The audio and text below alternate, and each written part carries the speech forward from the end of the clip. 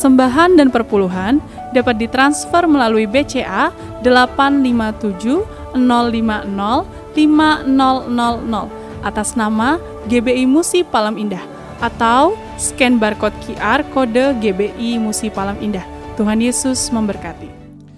Shalom saudara, puji Tuhan, pada saat ini, pada malam ini kita bersama-sama berjumpa kembali di Menara Doa Gereja Betel Indonesia Musi Palem Indah. Bersama dengan kita juga, kita tergabung dengan Menara Doa yang ada di Amerika dan Kanada, UPT saudaraku. Dan ini hari di mana saat ini kita sedang, yang di Amerika sedang berdoa. Para hamba Tuhan pada berdoa untuk election, untuk pemilihan presiden, pemilihan umum di sana saudaraku. Dan kita yang di Indonesia, mari kita support, kita dukung, kita sama-sama di sesi Menara Doa ini kita akan berdoa bersama. Kita akan naikkan nyanyian pujian buat Tuhan. Kita menyembah dengan sungguh-sungguh, dengan cara yang berbeda. Lebih lagi saudaraku, saya senang bisa berjumpa lagi dengan saudara. Saya percaya di sesi ini Roh Kudus akan melawat setiap kita. Roh Kudus akan memenuhi setiap kita.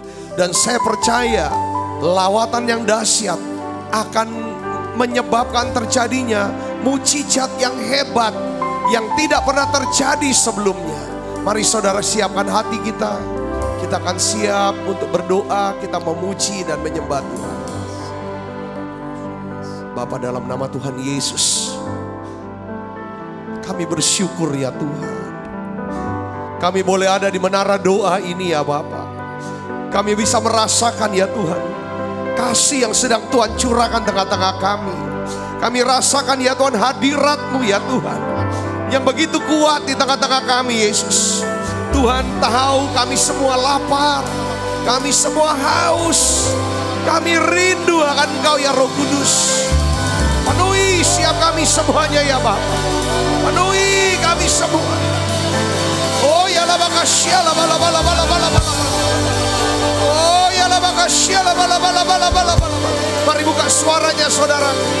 Mari mulai sembah Dia. Kita sembah. Bangun atmosfer untuk Indonesia. Bangun atmosfer untuk Amerika, Kanada. Yes. Oh ya la bakasya la bala bala bala. Oh ya la bala bala bala bala bala bala.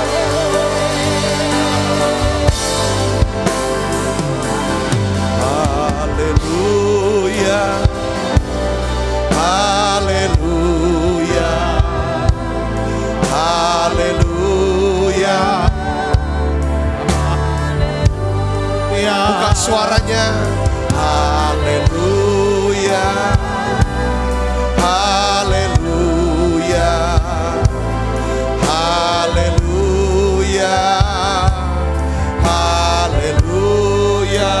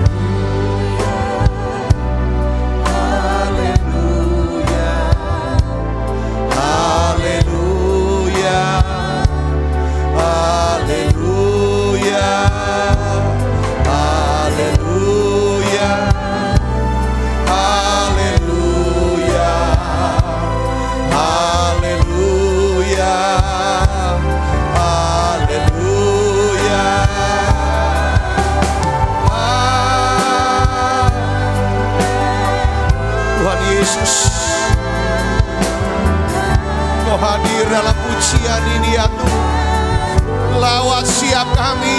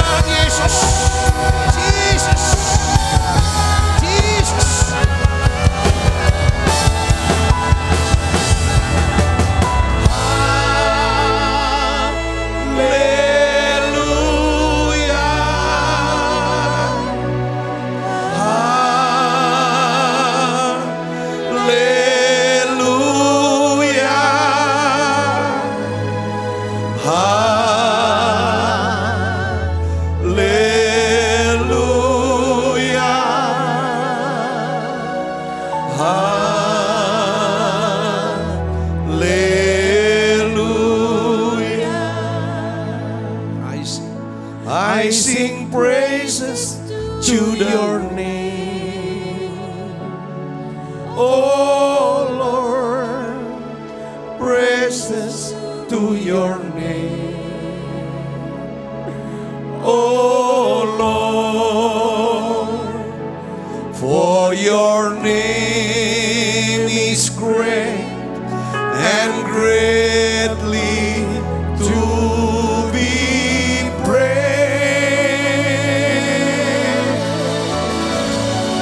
I sing praises to your name, oh Lord, praises to your name.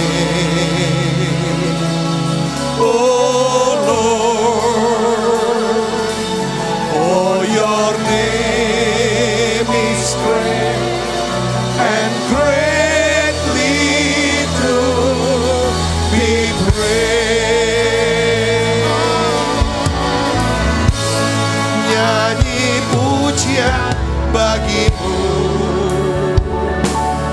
Tuhan, pujian bagimu. Tuhan, namamu besar dan layak dipuji. Ku muliakan namamu.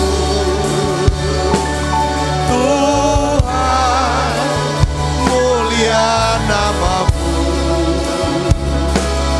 Tuhan, namamu besar dan layak dipuji.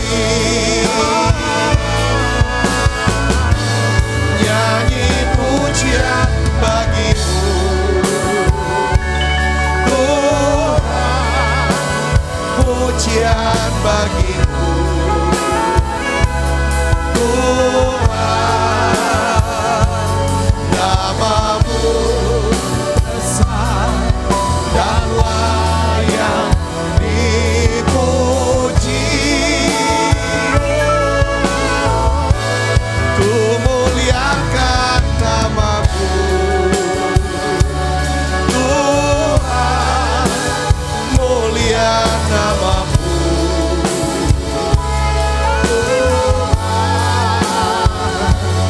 Namamu besar dan layak dipuji, Yesus. Oh ya lama. Yesus, ku sembahkan, sujud di hadapanmu. Keinginan dalam hidupku hanya untuk menyembahmu.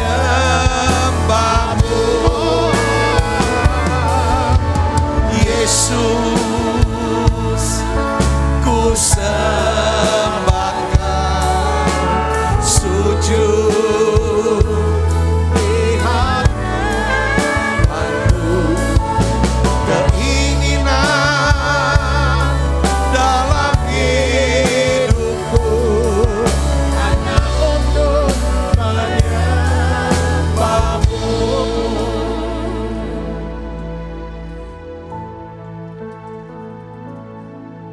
Mari kita satukan hati, saudara, kita berdoa. Tuhan, satu kerinduan kami dalam hidup kami. Kami rindu Tuhan, menyembah Tuhan. Kami rindu selalu ada di dalam hadirat Tuhan. Karena inilah the secret place of the Most High. Inilah ya Tuhan tempat tersembunyi itu. Tempat ya Tuhan, di mana kami bisa berjumpa dengan Tuhan secara pribadi. Tempat di mana Tuhan, Engkau ganti ya Tuhan seluruh kekhawatiran, kegelisahan kami dengan damai sejahtera-Mu ya Tuhan, dengan kasih-Mu. Mari doa saudaraku, datang pada Yesus sekarang. Bapa, dalam nama Yesus, aku berdoa untuk setiap anak-anak-Mu yang hadir di menara doa ini. Tuhan, Kau lihat, walaupun kami tidak bisa melihat Tuhan, walaupun sekalipun kami tidak bisa melihat Tuhan, tapi kami tahu, kami percaya Engkau Allah yang bisa melihat kami. Engkau yang melihat keadaan kami. Engkau tahu keadaan bangsa kami. Engkau tahu Amerika ya Tuhan. Engkau tahu kerinduan hati anak-anak-Mu di Amerika, Yesus, yang hari-hari ini sedang ya Tuhan, sedang ya Tuhan pemilihan umum ya Tuhan. Mereka memilih presiden, mereka memilih ya Tuhan wakil-wakil mereka ya Tuhan di Senat, di Kongres. Bapa, dalam nama Yesus, biarlah nyatakan kemuliaan-Mu ya Tuhan. Tuhan sendiri ya Tuhan yang memilih presiden, pemimpin ya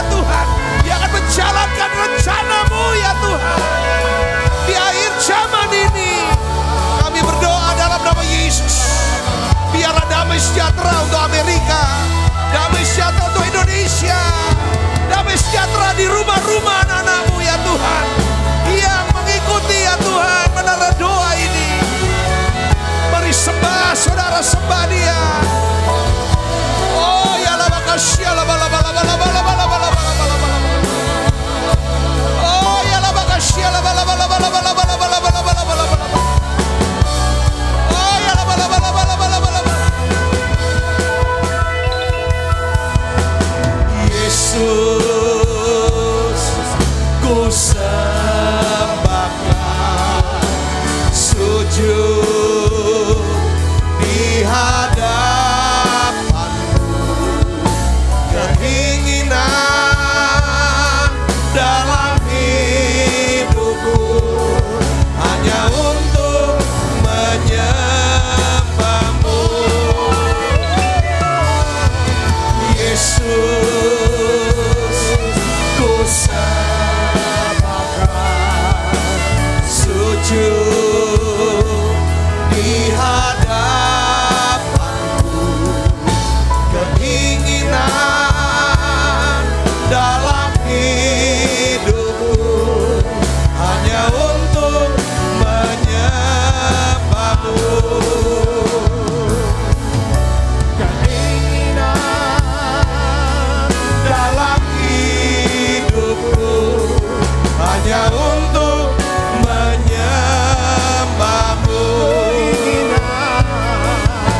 Keinginan dalam hidupku hanya untuk menyembah-Mu.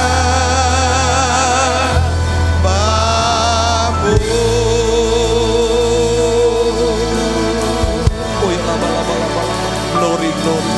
Oh ya lama kasih glory glory, haleluya. Glory glory, haleluya. Glory glory, haleluya. Haleluya, puji Tuhan. Buka suaranya saudara, naikkan nyanyian ini. Yes, buka suaranya, sembah Dia. Saudara ikut doa, ikut nyanyi. Ada kekuatan Allah, ada impartasi kuasa. Yes, haleluya, puji Tuhan. Glory glory, haleluya. Glory glory, haleluya.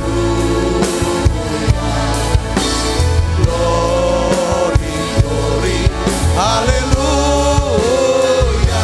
Haleluya.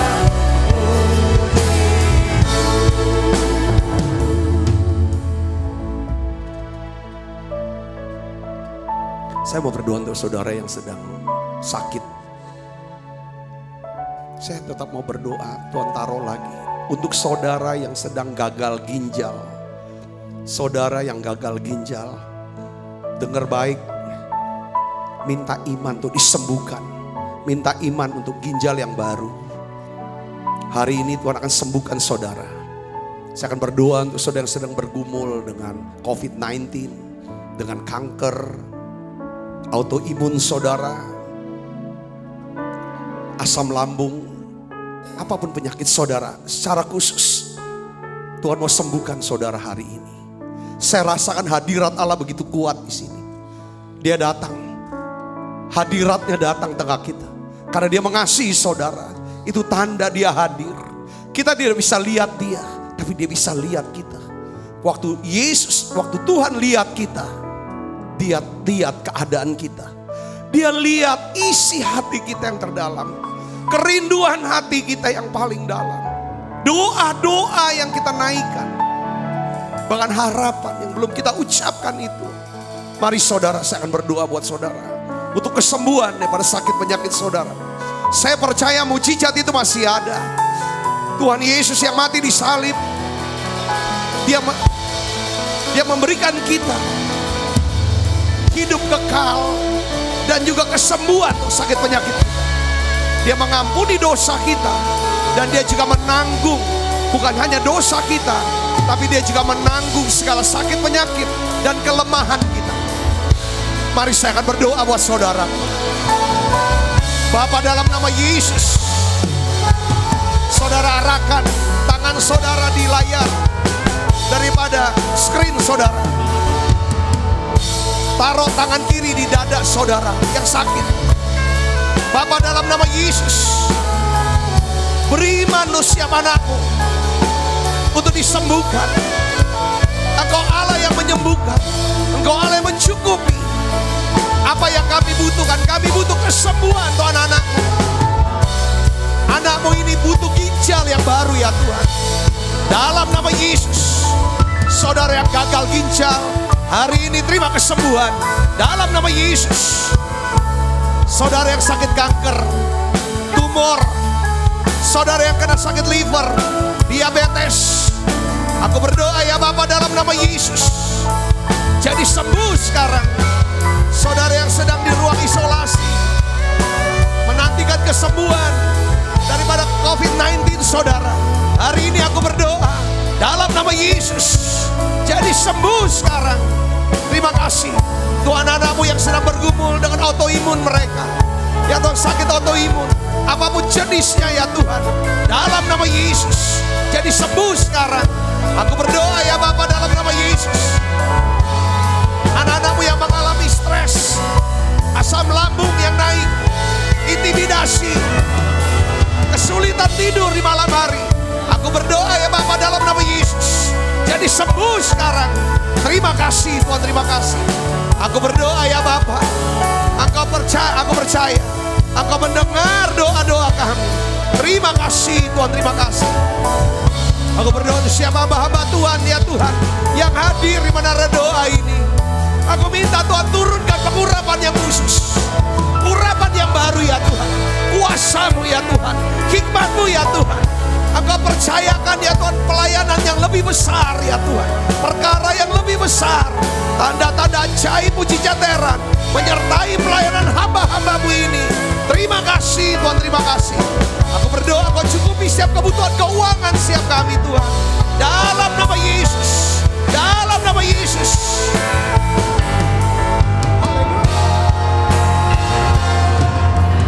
Glory, glory, haleluya.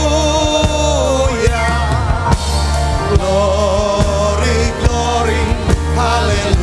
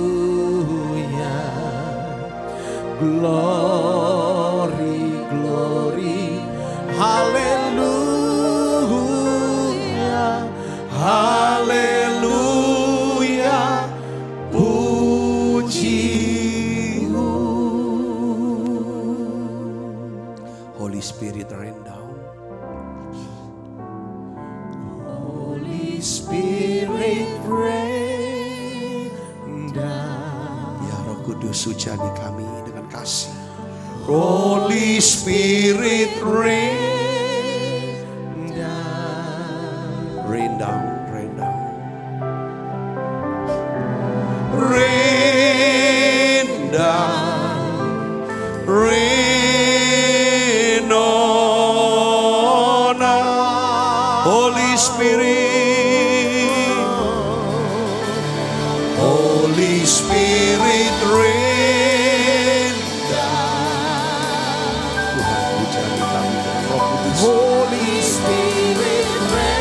Bawa siap kami.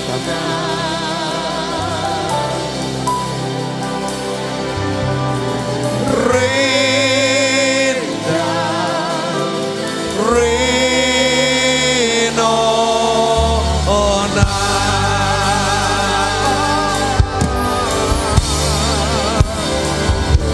Spirit rain down, Holy Spirit.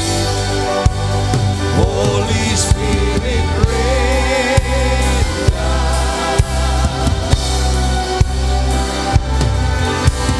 rain down, rain on us, Holy Spirit rain down, Holy Spirit rain down, rain down, rain on us. Terima kasih Tuhan untuk lawatan-Mu, untuk hadirat-Mu yang begitu kuat. Kami percaya Tuhan dengar doa kami. Doa kami sudah naik ke hadapan hadirat Tuhan. Pujian penyembahan kami naik menjadi satu dupa yang harum di hadapan-Mu ya Bapa. Terima kasih Tuhan untuk hadirat-Mu. Kami rasakan ya Tuhan. Lawat terus dan jamah setiap kami. Ya Tuhan, khusus untuk setiap umat-Mu, jemaat-Mu ya Tuhan yang hadir. Ya Tuhan, di menara doa online ini Bapa. Jamah ya mereka semua. Tuhan, hujani setiap kami Tuhan dengan Roh Kudus-Mu. Terima kasih. Biar ya Tuhan kami menjadi kuat ya Tuhan. Semuanya memiliki daya tahan ya Tuhan. Staying power, staying strong. Aku berdoa Bapa dalam nama Yesus. Yang sakit Tuhan sudah sembuhkan. Yang lemah Tuhan kuatkan. Bahkan yang susah Tuhan sudah hiburkan. Urapi hamba-Mu untuk dapat menyampaikan pesan firman-Mu dalam bahasa yang sederhana dan mudah dimengerti. Dalam nama Yesus. Semoga kita yang siap menerima firman dan hati gembira, sama-sama katakan amin. Silakan duduk kembali Ibu Bapak. Shalom, puji Tuhan. Saudaraku, kita berjumpa kembali, tidak terasa sudah masuk di dalam bulan yang ke-11, bulan November. Ya, kita nggak pernah berpikir bahwa kita sudah bisa melewati tahun yang penuh dengan rintangan, tantangan, bahkan kesulitan. Bahkan tahun inilah tahun banyak beberapa kita harus mengeluarkan banyak air mata, kesedihan karena kita kehilangan, banyak kehilangan. Tapi hari ini saya ingin bagikan saudara tentang pentingnya memiliki daya tahan rohani, staying power. Ya, kita perlu punya daya tahan rohani atau staying power, saudaraku. Nah, saya akan bacakan beberapa ayat-ayat saudara sebagai dasar. Kenapa kok kita perlu memiliki, kalau kita punya daya tahan. Ini penting punya daya tahan saudaraku. Ya, saya yakin kita bisa mengatasi banyak aspek dalam hidup kita. Nah, coba kita buka Alkitab kita dalam Efesus 6 ayat 10-11. Saya ingin ajak saudara untuk melihat. Ini dasar pembahasan firman Tuhan kita. Ini perintah dari Tuhan. Kita akan baca sama-sama. 1, 2, 3. Akhirnya hendaklah kamu kuat. Kuatnya di dalam Tuhan. Di dalam kekuatan kuasanya. Ya, kenakanlah seluruh perlengkapan senjata Allah. Supaya kamu dapat bertahan melawan apa? Tipu muslihat Ibu. Tipu muslihat. Kalau tipu itu bicara tentang apa? Perkataan. Saudaraku. Nah di sini harus kuat. Ini kuping. Saudaraku, ya di sini dikatakan, ya, hendaklah kamu kuat. Untuk bisa kuat, kita harus jaga telinga kita untuk apa yang kita mau dengar. Katakan amin. Untuk bisa bertahan dalam tipu muslihat iblis. Kata-kata. Kedua, saudara kita akan lihat, ini perintah. Nah Tuhan bilang di dalam Yohanes pasal 16 ayat 33 katakan begini. Semuanya itu kukatakan kepadamu. Supaya kamu beroleh damai sejahtera dalam aku, rupanya kuat dalam Tuhan, kuat dalam kekuatan kuasanya. Itu ditandai dengan apa saudara? Yang di hati, yang di pikiran ada damai sejahtera. Maka Yesus berkata gini, semuanya itu kukatakan padamu supaya kamu beroleh damai sejahtera dalam aku. Kenapa? Harus kita hidup dalam damai sejahtera. Dalam dunia kamu menderita penganiayaan. Kalau kita mengalami penderitaan, saudara, saat kita mengalami penderitaan, kalau yang di dalam ada damai sejahtera, ya kita bisa mengatasi. Bukan cuman kuat, tapi bisa mengatasinya. Di sini katakan, tetapi kuatkanlah hatimu, aku telah mengalahkan dunia. Tuhan sudah kalahkan dunia. Tuhan sudah jadi pemenang. Kita jadi lebih daripada pemenang, kata Rasul Paulus katakan seperti itu. Jadi kita ambil. Jadi di sini penting. Pada waktu saudara dan saya mengalami penderitaan, penganiayaan, Tuhan bilang, satu yang gak boleh hilang, damai sejahtera. Kedua, ya kan, saudara harus berpikir, kita harus berpikir, Yesus sudah mengalahkan dunia. Kemenangannya itu diberikan kepada kita.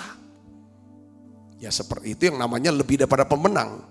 Seperti ada cerita, saudaraku, seorang petinju berlatih untuk satu pertarungan tinju, memperebutkan gelar juara dunia profesional. Saudara, waktu bertarung dia menang, dapat hadiah uang. Saudara, dia jadi pemenang, dapat sabuk.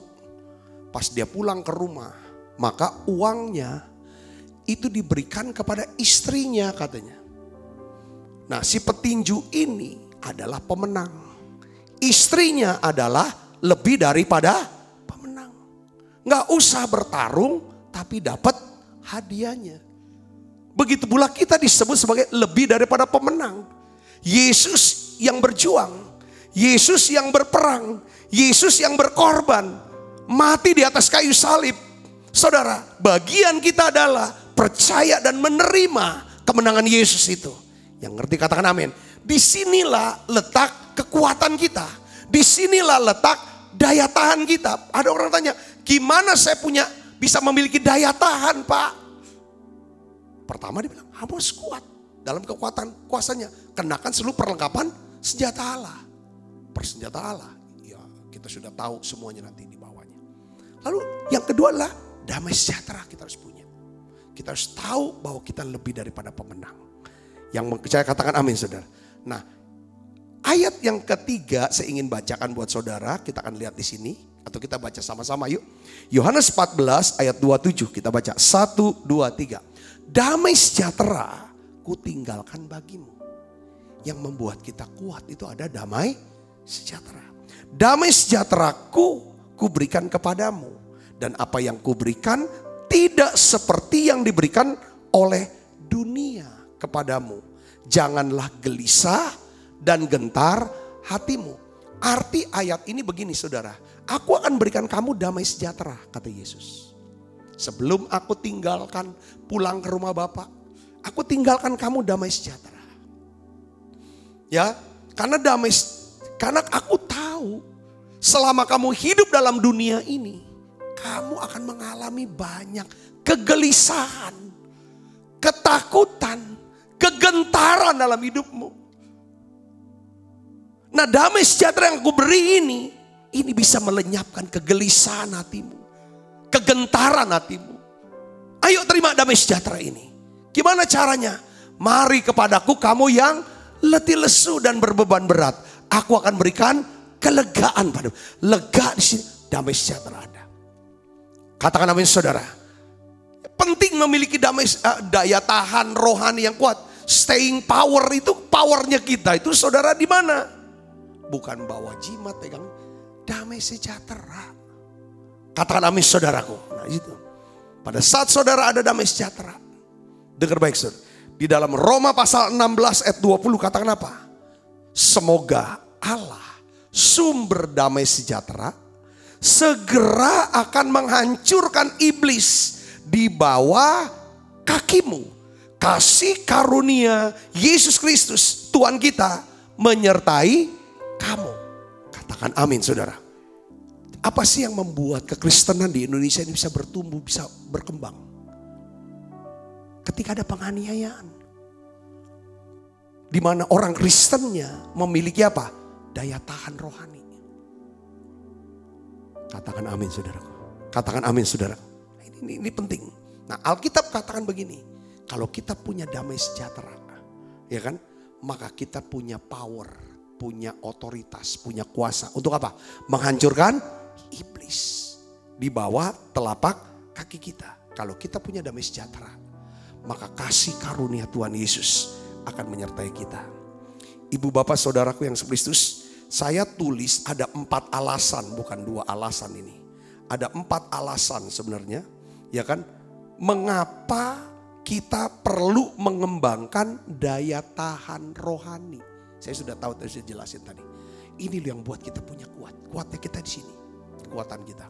Saudara, kenapa kita perlu mengembangkan daya tahan rohani? Saudara harus punya daya tahan. Kekristenan, kadang-kadang kita kan lihat saudaraku, orang yang gak punya daya tahan rohani. Saudara, kalau ada apa-apa, kalau kena apa-apa, itu reaksi dan responnya itu ya seperti kayak orang yang membangun apa? Rumah di atas pasir.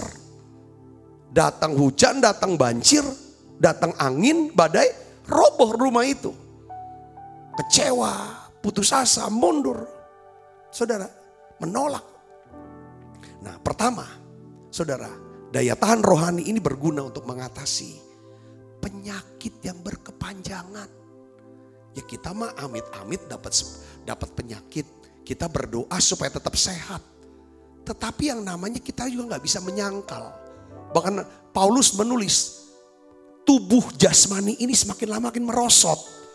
Tetapi manusia batinia kita ini harus semakin kuat. Saudara, nah disinilah pentingnya. Saudara, pada saat penyakit datang, penyakit ini begitu lama sembuhnya. Saudaraku, melemahkan kekuatan fisik kita, melemahkan emosional kita, melemahkan mental kita. Pada saat itu kita membutuhkan apa? Daya tahan rohani. Ini penting saudaraku. Kenapa? Ya karena kalau orang sakit udah berkepanjangan, kalau gak punya daya tahan rohani, itu bisa kecewa. Bisa makin keras hatinya. Sehingga jadi sinis. Tapi kalau punya daya tahan rohani, saudara, justru saudara lewat penderitaannya, lewat sakit penyakitnya, nama Tuhan itu dipermuliakan. Katakan amin saudara. Amsal 18 ayat 14 katakan begini. Orang yang bersemangat dapat menanggung penderitaannya. Tetapi siapa akan memulihkan semangat yang patah? Saudaraku, kalau gak punya daya tahan rohani yang kuat, ketika seseorang mengalami sakit yang berkepanjangan, sakit yang berat, yang parah, itu langsung kolaps imannya, panik, seperti runtuh dunianya. Nah oleh karena itu saya ingin saudara kita sudah tiap hari selama 7 bulan lebih, dari Maret, April, Mei, Juni, Juli, Agustus, September, Oktober, November, udah 8 bulan ini kita nih tiap hari di Menara Doa. Saya ingin manfaat daripada Menara Doa setiap hari itu membuat kita punya endurance, daya tahan rohani kita itu meningkat saudara. Katakan amin saudara. Nah ini harus latihan, kadang-kadang latihan. Saya catatlah tentang tokoh-tokoh, mungkin saudara kenal apa nggak kenal, tapi saya cari referensi, ya kan, tokoh-tokoh Alkitab, bukan tokoh Alkitab, tokoh-tokoh gereja. Pertama Charles Spurgeon, saudara, Charles Spurgeon ada gambarnya di sini, ya, dikenal banyak orang sebagai the Prince of Preachers.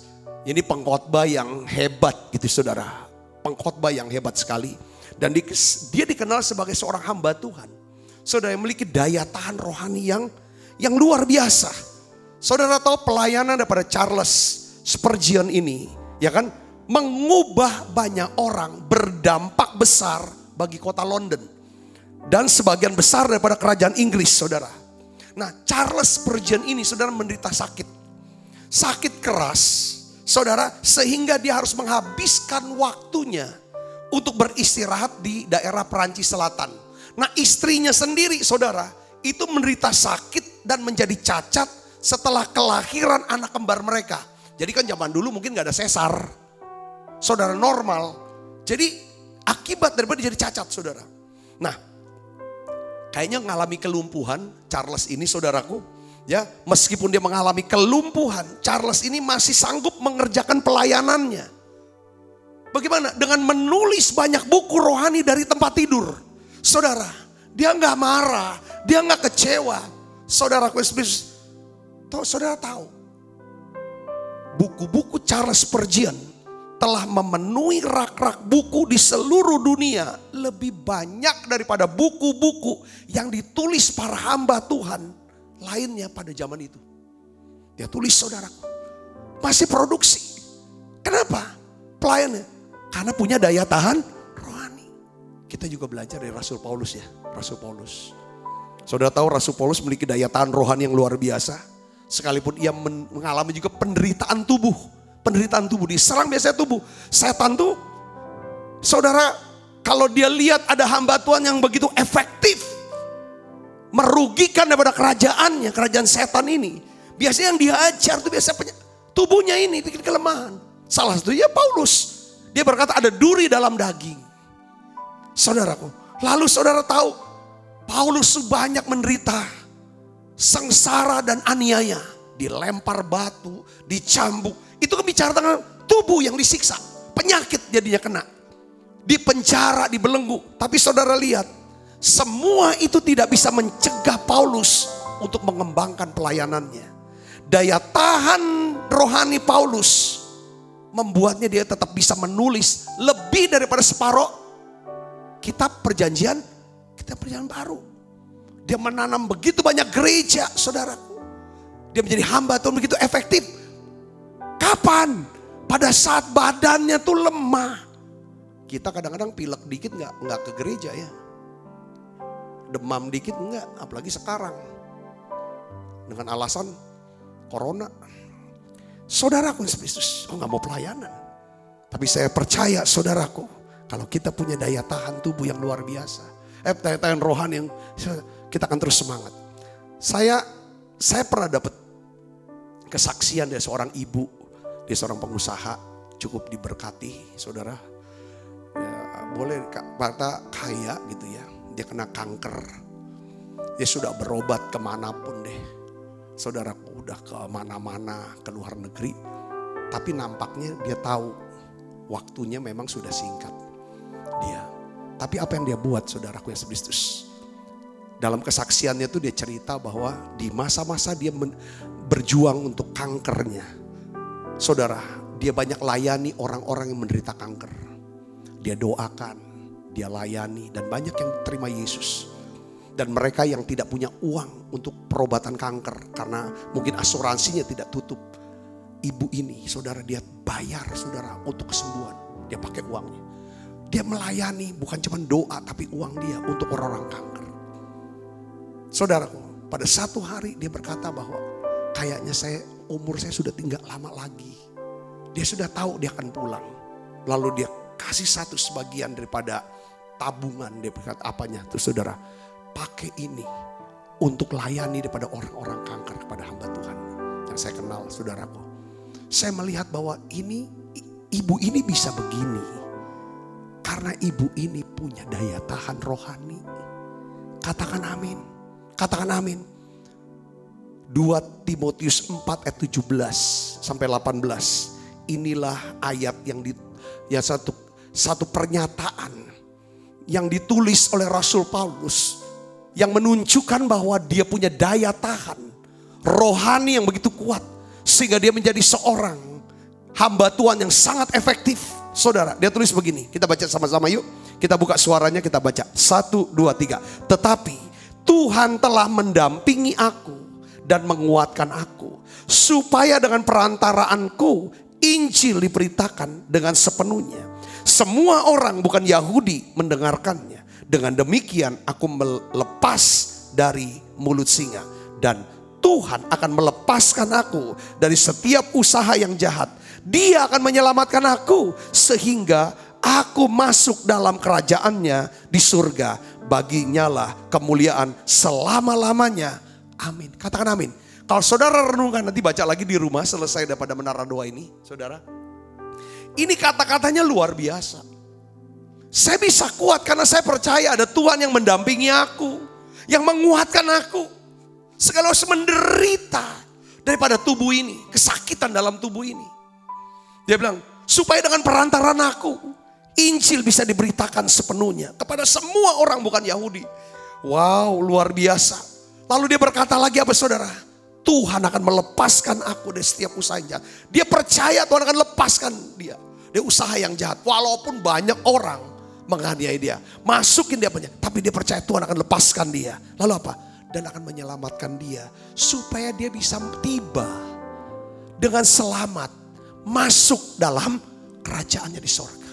Ini doa kita saudara, supaya kita bisa tiba dengan selamat sampai garis akhir dan masuk dalam kerajaan sorga. Ini penting. Ini firman ini, perkataan ini luar biasa untuk kita bisa renungkan. Kedua, kenapa kita butuh daya tahan rohani? Staying power. Kita harus staying power. Kenapa saudaraku? Ini untuk mengatasi ketika kita mengalami apa? Keterbatasan atau kesulitan dalam keuangan. Banyak orang saudara cerai itu karena mengalami kesulitan keuangan. Banyak orang tinggalkan Tuhan karena kesulitan keuangan. Tinggalkan imannya. Tapi kalau saudara punya daya tahan rohani, saya percaya saudara akan melihat pemeliharaan Tuhan yang ajaib itu terjadi dalam hidup saudara.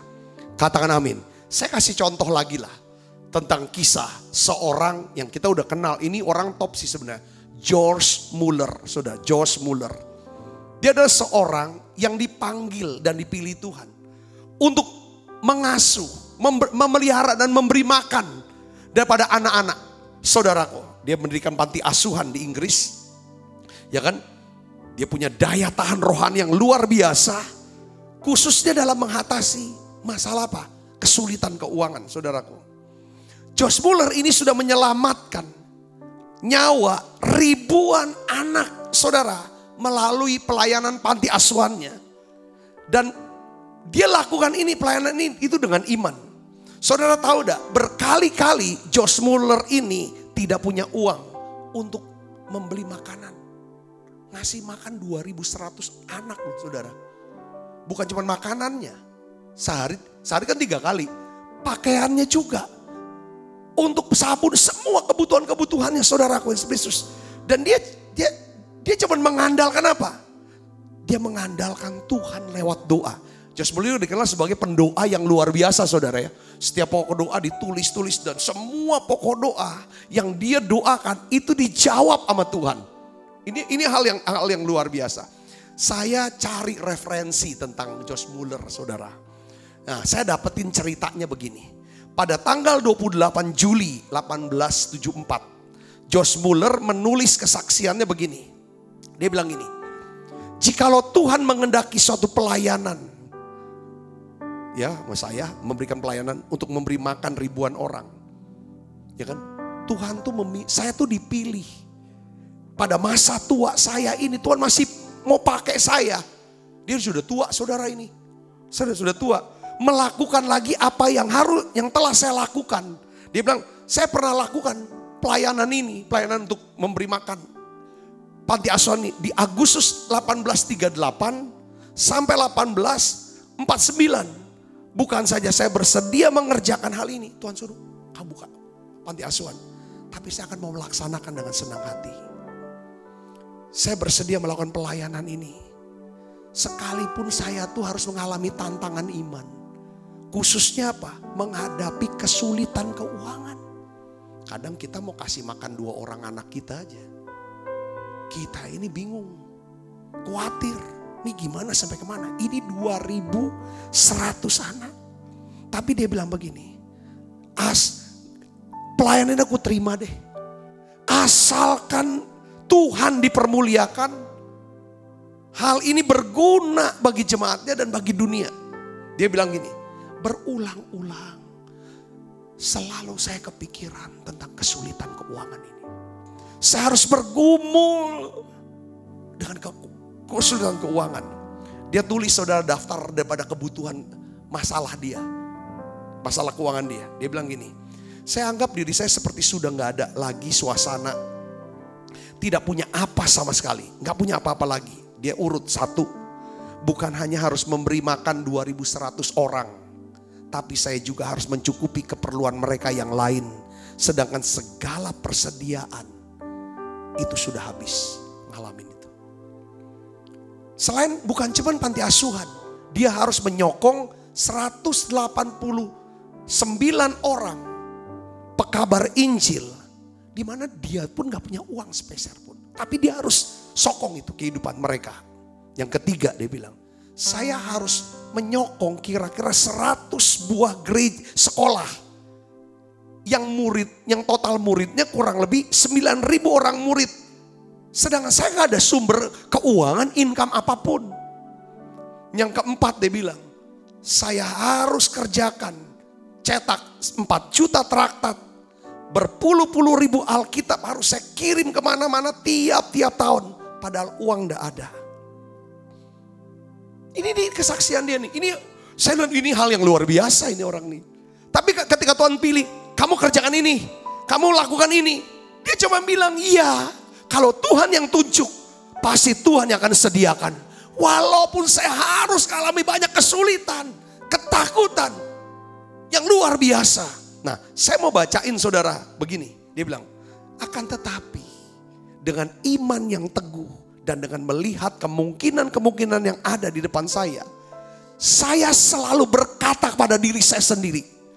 Seperti tadi Paulus tulis, dia sebenarnya ngomong sama dirinya sendiri. Tuhanlah yang mendampingi aku, Tuhanlah yang menguatkan. Dia kan ngomong sama diri. Saudara, kalau dalam kesulitan penting ngomong sama diri sendiri. Kata-kata apa yang dia omong sama dirinya sendiri, Josh Muller nih. Tuhan yang sudah memulai pekerjaan pelayanan ini dengan memakai saya, memilih saya. Tuhan yang telah setia memimpin saya dari tahun ke tahun untuk meluaskan pekerjaan pelayanan ini. Yang juga telah menyokong pelayanan ini selama lebih dari 40 tahun. Pastilah Tuhan juga yang akan menolong saya. Tidak akan membiarkan saya kecewa. Saya telah menaruh sepenuh harapan saya kepadanya. Saya telah menyerahkan segenap pekerjaan pelayanan ini kepadanya. Tuhan pasti akan mencukupi segala keperluan saya. Juga di hari-hari mendatang. Sekalipun saya tidak tahu dari mana Tuhan akan mengirim semua yang saya perlukan. Pegangan firman yang dipegang oleh Josh Muller itu apa saudara? Ini punya daya tanur. Roma 12 ayat 11. Saya waktu cek, ini kok sama saya. Ini ayat kesayangan saya saudara. Inilah ayat kesayangan saya. Kita baca yuk sama-sama yuk. 1, 2, 3. Janganlah hendaknya kerajinanmu kendor. Biarlah rohmu menyala-nyala. Layanilah Tuhan. Bersukacitalah dalam pengharapan. Sabarlah dalam kesesakan. Bertekunlah dalam doa. Ayat 12, coba baca lagi sekali lagi. 1, 2, 3. Bersukacitalah dalam pengharapan. Sabarlah dalam kesesakan. Bertekunlah dalam doa. Saya nggak mau berhenti cerita nih tentang orang ini karena menginspirasi saya dan kayaknya mirip-mirip dengan pelayanan kita di Palembang. Kayaknya banyak kita nih kayak Tuhan suruh kita buat ini, yang semuanya kaitannya kenapa? Duit saudara. Karena kita juga nggak tahu sumbernya ini dari mana nih. Yang kami tahu adalah bahwa kalau Tuhan perintah untuk kita lakukan, Dia Tuhan akan mencukupi dengan caranya yang ajaib. Katakan amin saudara. Setiap orang-orang yang menanggapi panggilan ini, yang mau terlibat di dalam panggilan ini, orang ini akan diberkati Tuhan. Katakan amin saudaraku. Ya seperti nah saya mau terusin dulu nih ceritanya Josh Muller. Itu diambil dari satu buku yang namanya The Path of Prayer saudaraku.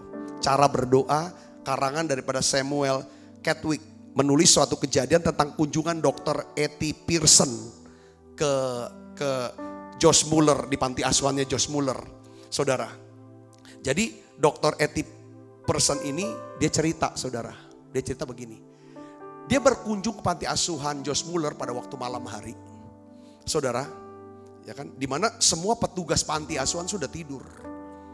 Nah, Josh Muller mengajak dokter Pearson ini, yuk kita doa bareng-bareng yuk. Doa kenapa? Josh Muller cerita, ini 2000 orang anak ini udah gak punya makanan. Malam ini gak ada makanan. Buat mereka besok pagi, besok siang, terus gak ada makanan. Duit ada gak? Gak ada duit, gak ada makanan. Kami gak punya apa-apa. Kalau yang puasa cuman saya, mungkin saya sendiri yang menderita. Saya tidak ingin anak-anak ini susah. Diajak dokter Pearson ini, yuk doa. Dia bilang, kita doa. Saudaraku Yesus. Terus dokter Pearson bilang, ya malam ini juga kalau mau cari makanan, toko udah pada tutup semua. Gak bisa juga, punya duit pun gak bisa untuk makan besok pagi. Saudara, akhirnya mereka berdoa. Josh Muller berdoa, sedangkan dokter Pearson mencoba untuk berdoa katanya. Karena dia gak yakin. Jadi dokter Josh Muller nih, dia cerita semua kebutuhannya. Dia cerita, Tuhan, Engkau yang punya. Dia bilang binatang di padang segala macam. Dia cerita Engkau Allah dan dia cerita ini anak-anak gak ada makanan besok. Tapi aku percaya selama ini Tuhan gak pernah membuat kami kecewa. Kami serahkan. Saudara tuh sesudah itu mereka tidur. Josh Muller tidur. Keesok hari itu atau gak apa saudara? Makanan pagi untuk 2.100 orang anak yatim piatu sudah tersedia melimpah. Bahkan makanan, kalau di Amerika kan makanannya bukan cuma bisa sekali makan, bisa terus gitu loh saudara. Kan makanan-makanannya yang kayak beku dan lain sebagainya gitu kan. Itu bisa sampai untuk makanan bukan cuma untuk pagi itu, tapi untuk sebulan. Untuk sebulan makan 2.100 anak yatim piatu. Saudaraku Kristus, Bapak Muller dan Bapak Pearson, keduanya nggak tahu dari mana makanan ini, gimana makanan ini bisa datang, nggak tahu.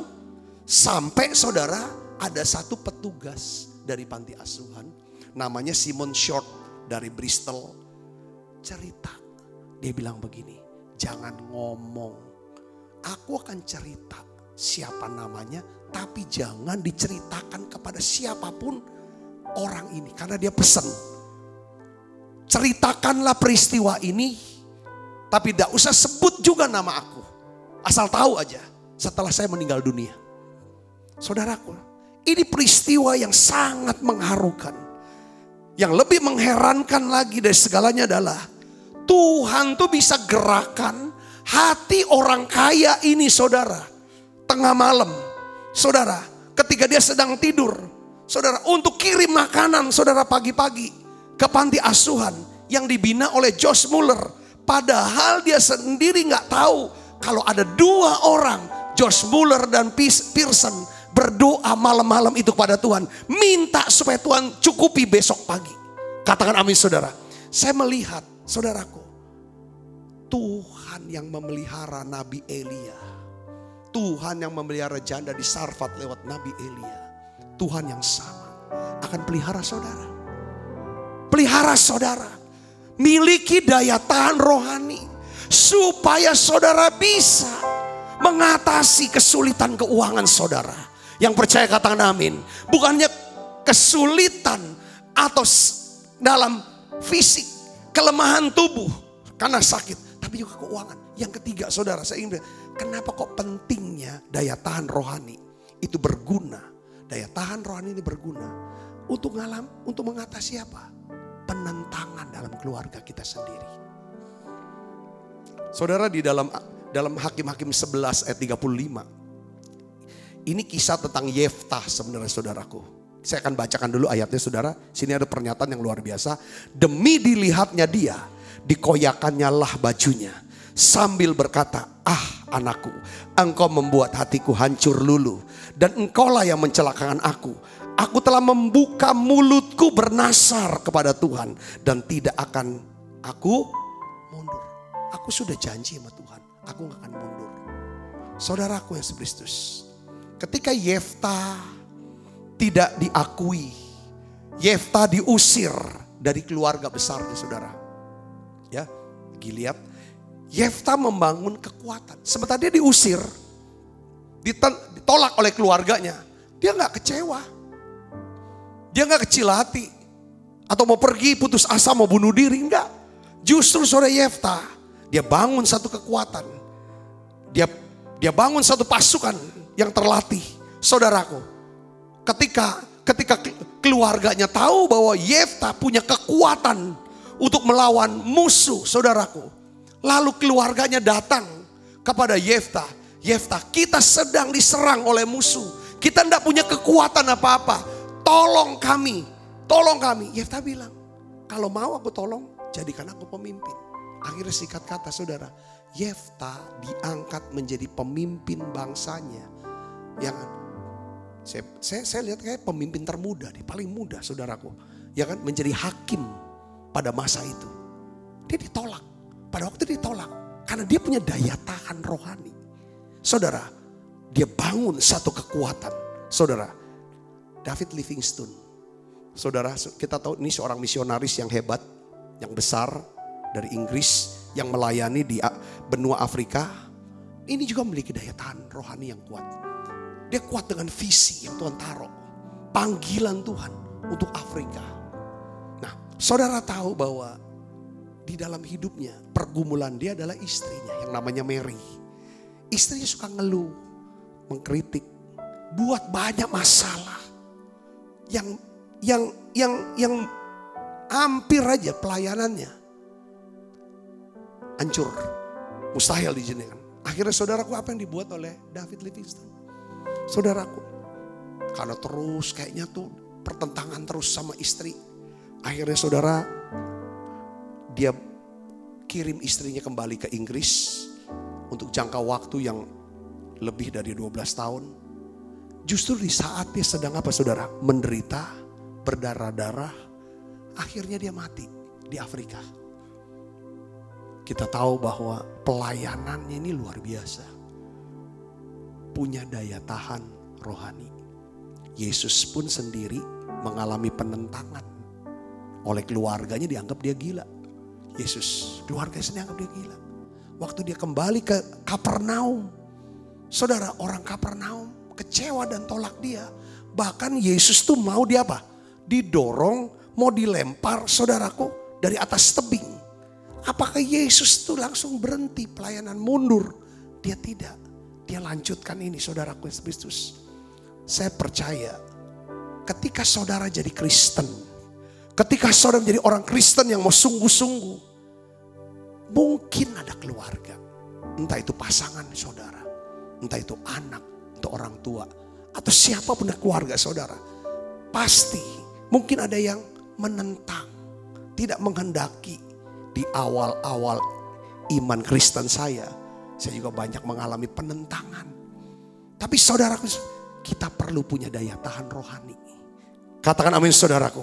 Kalau kita punya daya tahan rohani yang kuat, maka kita bisa punya respon yang benar ketika kita ditentang. Katakan amin saudara. Bukan ditentang, dilarang, gak boleh ke gereja, gak boleh pelayanan. Ya udahlah, ya kan kita saudaraku Yesus. Kalau saudara punya daya tahan rohani, reaksinya adalah kasihi mereka, lakukan yang baik, doakan mereka. Saya percaya Tuhan bisa mengubah mereka. Tetap setia mengikut Tuhan, tetap setia melayani Tuhan. Katakan amin. Yang keempat saudara, kenapa kok penting punya daya tahan rohani? Saudara, ini penting saudara. Untuk apa? Mengatasi kesalahpahaman dan penolakan-penolakan. Kita tahu di dalam Kejadian 37 ayat 5. Di sini dikatakan bahwa bermimpilah Yusuf. Lalu mimpinya itu diceritakan kepada saudara-saudaranya. Sebab itulah mereka lebih benci lagi kepadanya. Saudara lihat di sini. Saudara laki-laki Yusuf menjualnya sebagai budak. Lalu pulang dan beritahu bapaknya Yakub bahwa Yusuf sudah dibunuh oleh binatang buas. Saya bisa bayangkan saudara. Dia dijual jadi budak. dibudak, difitnah pada waktu itu. Dibuang lagi ke penjara. Di penjara dilupakan. Lalu saudara, oleh kasih karunia Tuhan, akhirnya dia bisa masuk ke istana. Saudara, dan dipercaya oleh Firaun menjadi Perdana Menteri. Pada masa kelaparan, saudara Kristus ya kan datang. Saudara-saudaranya ketemu dengan Yusuf. Saya melihat kalau orang gak punya daya tahan rohani, gak staying power, gak punya kuat kuasa di dalam Kristus, ketemu orang yang pernah hancurkan hidupnya, di saat dia sedang berkuasa dan sangat berkuasa, sulit untuk bisa ngampuni dan terima. Justru Yusuf memberi mereka makan, memberi mereka tempat tinggal, memelihara mereka. Ini hal yang luar biasa. Setiap kita pasti pernah mengalami kesalahpahaman. Setiap kita pasti pernah mengalami penolakan-penolakan. Setiap kita bahkan pernah mengalami apa? Pengkhianatan-pengkhianatan dari orang-orang yang kita andalkan. Dari orang-orang yang kita kasihi. Benar gak saudara? Saudara pernah ngalamin gak? Bahkan Yesus sendiri ngalami itu. Penolakan, salah paham, dan pengkhianatan. Saudaraku Kristus, daya tahan rohani ini berguna supaya kita bisa merespon dengan benar. Katakan amin. Daya tahan rohani ini saya catat bersumber dari apa?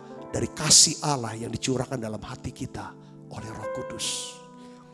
Saya percaya saudara, kalau kita hidup dalam kasih Allah, maka damai sejahtera Kristus akan memelihara hati dan pikiran kita. Damai sejahtera Kristus inilah yang melenyapkan kegelisahan, ketakutan, sehingga kita punya kemantapan untuk mengambil keputusan melakukan kehendak Allah. Nah, saya tutup dengan satu cerita lagi nih. Saya senang dengan yang tadi Charles Spurgeon. Dia tuh udah melayani sejak usia muda, saudara. Di awal 20-an tahun. Ya, dia udah jadi gembala, saudara, di Tabernakel, gereja Tabernakel Metropolitan, saudara. Itu rupanya tuh pelayanan tuh mengalami kemajuan yang sangat pesat. Begitu banyak orang datang ke gerejanya, sehingga gereja gak bisa lagi menampung, saudaraku.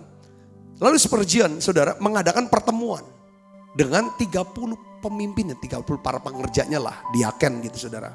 Dia sampaikan keinginannya, saudara, bahwa kita perlu bangun gedung gereja dengan kapasitas 5.500 tempat duduk. Ya kan? Saudara tahu waktu meeting itu, dari 30 orang pengerja, 23 orang menyatakan tidak setuju dan mereka tinggalkan gereja. Jadi tinggal 7 orang, dia ditinggalkan. Tapi Charles saudara, dia punya daya tahan rohani yang kuat. Apa yang dia bilang? Dia punya iman yang kuat, dia bisa melihat Tuhan yang sudah memberikan visi ini, Tuhan sendiri yang akan memberikan, mencukupi untuk bisa membangun gedung itu. Saudara tahu akhirnya auditorium itu terbangun, itu ada gambarnya saudara. Itu ada contohnya. Sekarang saudara, selama lebih daripada 35 tahun, saudara, gereja ini pagi, malam, saudara, itu dipenuhi dengan jemaat. Saudaraku, banyak orang penuhi gedung Tabernakel Metropolitan ini. Dan gereja ini menjadi salah satu gereja yang paling berpengaruh dalam sejarah kekristenan. Saudaraku yang Kristus, hari ini saya ingin katakan pada saudara. Saudara ini udah bangun belum sih daya tahan tubuh? Ini kayak seperti fisik ya, rohani ini. Itu perlu latihan terus gitu. Kayak saudara lari biasa, jalan pagi atau lari pagi, atau saudara goes sepeda. Itu perlu latihan tiap hari. Makin dilatih, tapi ditingkatkan, itu makin kuat daya tahannya. Begitu pula dengan hal yang rohani. Rohani bagaimana sih latihnya Pak? Saat teduh. Pagi-pagi saat teduh, saudara mulai doa muji nyembah. Saat teduh. Baca Alkitab mulainya 1 ayat. Masuk ke 1 perikop, 1 pasal, masuk 5 pasal. Itu mulai di situ. Saudara mulai puasa, saudara mulai bersedekah, memberi, empok. Saudara jalankan itu semua, latihan-latihan. Saya percaya ketika saudara ada disiplin latihan-latihan rohani, daya tahan rohani saudara itu kuat. Cepat memaklumi orang yang aneh. Gak usah kasih komentar yang negatif. Dia gak pernah buat salah sama kita. Dia cuma aneh aja di mata kita. Sudah berhenti menyebar kata-kata yang tidak negatif. Kalau ada orang salah, cepat ngampuni. Ini daya tahan rohani. Ketika ada orang lagi susah, cepat kita berkata-kata. Mungkin bersyafaat, kata-kata yang menguatkan. Atau kita bisa memberikan bantuan. Ini melatih untuk daya tahan rohani. Yang ngerti katakan amin saudara. Ini hal yang harus dilatih. Ketika saudara udah latih, saya percaya saya akan punya kekuatan di dalam Tuhan. Mari kita akan bangkit berdiri, saya sudah selesai saudaraku. Walau 1000 rebah di sisiku. Kita makan perjamuan kudus yuk. Kau tetaplah Allah penolongku. Walau 10.000 rebah di tanganku, takkan ku goyah sebab Yesus sertaku. Walau 1000 rebah di sisiku, Kau tetaplah Allah penolongku. Walau 10.000 rebah di tanganku, takkan ku goyah sebab Yesus sertaku. Saya punya pengalaman saudara. Saya melihat salah satu daripada pengerja atau jemaat nih. Ketika dia divonis kanker, saya melihat kok ada ketenangan yang luar biasa. Saya tanya, takut gak? Pak, saya percaya tugas saya belum selesai. Tuhan pasti sembuhkan saya kok. Saya ini sebagai gembala, kalau lihat jemaat atau pengerja punya iman, daya tahan rohani kayak gini, senangnya minta ampun saudara. Dan betul Tuhan sembuhkan sakit kankernya. Ini namanya daya tahan rohani, berguna untuk apa? Mengatasi penyakit berkepanjangan. Saya melihat juga ada satu pengerja jemaat. Saya tahu dia sedang bergumul saudara dengan keuangan. Tapi dia berkata bahwa saya mau ambil bagian Pak, untuk pelayanan yang Tuhan taruh, yang Tuhan perintahkan untuk Bapak. Waktu kami bangun gereja, saudara, saya tahu dia lagi susah. Saya tahu dia lagi susah. Aku mau ambil bagian. Ini orang, ini yang buat saya senang. Bukan uangnya, saya melihat imannya. Daya tahan rohaninya ini. Saya melihat ketika orang-orang, walaupun mengalami penentangan dari keluarga, tidak setuju dia gereja, tidak setuju dia melayani. Tapi dengan hikmat, dengan kelemah lembutan, dia bisa akhirnya bukan cuma saudaraku tetap setia kepada Tuhan, tapi bisa bawa seluruh keluarganya yang menentang menjadi murid Tuhan. Katakan amin. Tidak langsung tersinggung, marah dan lain ketika ada kesalahpahaman, pengkhianatan, tapi mau coba mengampuni.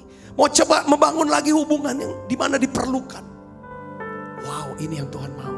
Tutup mata kita saudaraku. Tuhan, aku mau bangun hidupku di atas batu karang firman-Mu. Aku minta Tuhan kekuatan kuasa. Aku minta Tuhan damai sejahtera-Mu, kasih-Mu ya Tuhan untuk setiap kami anak-anak-Mu. Dan supaya kami juga tahu bahwa Yesus sudah mengalahkan dunia. Sudah mengalahkan sakit penyakit itu. Sudah mengalahkan kemiskinan itu. Sudah menaklukkan penentangan-penentangan dari keluarganya sendiri. Sehingga seluruh keluarga Yesus semuanya pun diselamatkan. Semuanya pun melayani jadi rasul. Disalahpahami, difitnah, dikhianati, Yesus tetap berdoa, Bapa, ampuni mereka sebab mereka tidak tahu apa yang mereka perbuat. Beri kami Tuhan daya tahan itu. Penuhi setiap kami dengan Roh Kudus-Mu ya Tuhan. Terima kasih Tuhan, terima kasih. Setiap kali kami makan perjamuan kudus, kami ingat kami punya Yesus yang mengasihi kami. Sebab apa yang telah kuteruskan kepadamu, telah kuterima dari Tuhan. Yaitu buat Tuhan Yesus pada malam waktu yang diserahkan mengambil roti, angkat roti. Dan sudah itu yang mengucap syukur atasnya, ia memecah-mecahkannya dan berkata, inilah tubuhku yang diserahkan bagi kamu. Perbuatlah ini menjadi peringatan akan aku, saudaraku. Bukankah roti tangan kita ada persetujuan kita dengan tubuh Kristus? Mari kita makan dalam.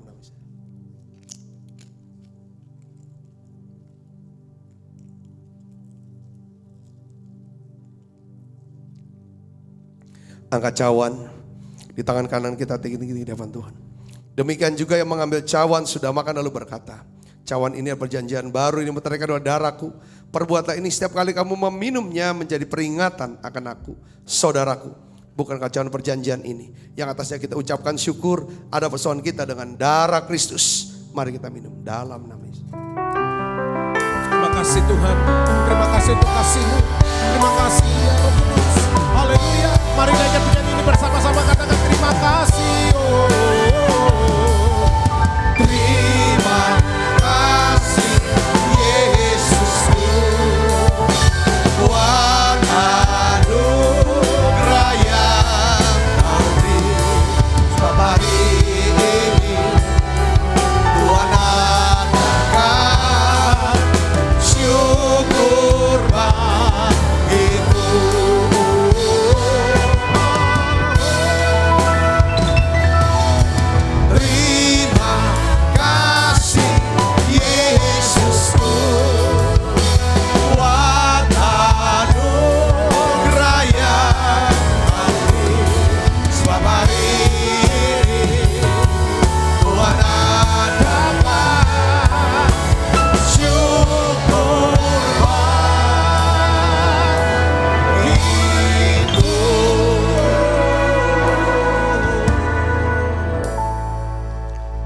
Kami semua dengan kuat kuasa darah-Mu, malaikat Tuhan berpasukan mengawali langkah hidup kami semua.